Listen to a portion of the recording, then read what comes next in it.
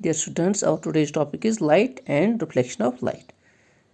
The world as we know is largely known through senses, and the sense of sight is one of the most important senses. It is only when the light from an object enters our eyes that we see it. The light might have either been emitted by an object or reflected by it. Some of the important terminologies related to light are: light is the energy that enables us to see. Light is emitted from a source such as the sun.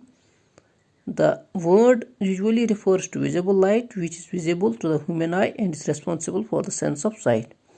Our eyes alone do not allow us to see.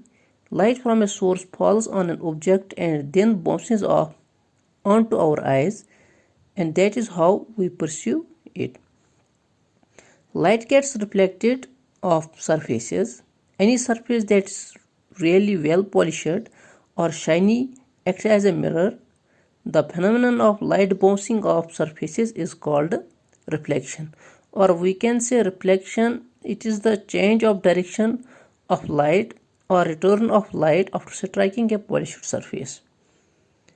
The ray of light that strikes a reflecting surface is called as the incident ray, and the ray that gets reflected back is called the reflected ray. The imaginary line that is perpendicular to the reflecting surface is called the normal. The angle of incidence is the angle between the incident ray and the normal.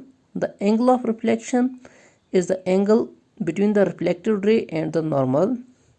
Laws of reflection are: angle of incidence is always equal to angle of reflection, and the angle of incidence, the angle of reflection, and the normal all lie in the same plane. Here is a ray diagram for it. This is the polished surface which acts as the mirror. The incident ray falls on the mirror. This is the incident ray which falls on the mirror and gets reflected, and it's shown as the reflected ray. Here is an imaginary line which is perpendicular to this mirror. It's perpendicular.